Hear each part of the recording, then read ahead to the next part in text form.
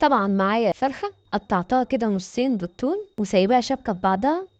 طبعا فتحتها فتحات كده علشان تشرب التتبيلة اللي انا هعملها. اركن بقى الفرخة ديت على جنب كده واجيب التتبيلة دي. كوباية لبن عليها نص معلقة كوبيبة صيني، نص معلقة كاري، نص معلقة فلفل اسود، نص معلقة شطة للي حابب، نص كمون، نص كزبرة ناشفة، معلقة صغيرة بهارات فراخ، معلقة كبيرة ملح، شوية خل، حوالي معلقتين خل، معلقتين تقلية أو صلصة الموجودة عندي عشان بس تعزيز لي لون الفرخ، واحدة مرقة دجاج للي يحب، هي بس بتعزز الطعم.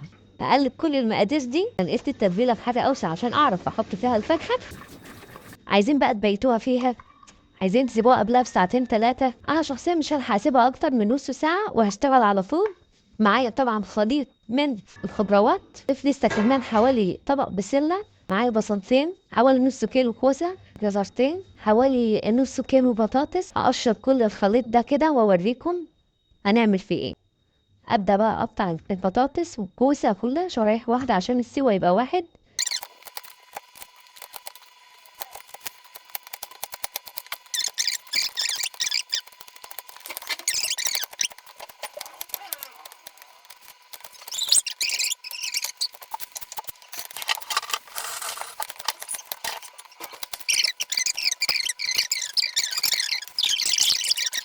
معلقه فلفل اسود صغيره، رشه ملح برضو.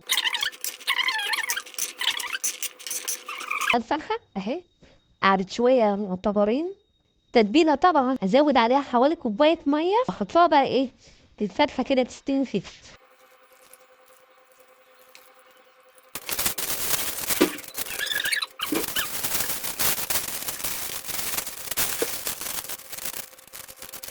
احطها بقى في فرن البوتاجاز على درجه حراره عاليه واسيب وشها كده متوسط ساعه وربع، واكشف وشها في الربع ساعه الاخراني علشان يتحمر. فلما كلمه قال إنك اليوم لدينا مكين أمين.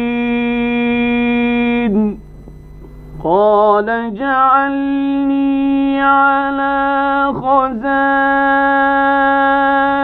الأرض إني حفيظ عليم. وكذلك مكنا ليوسف في الأرض يتبوأ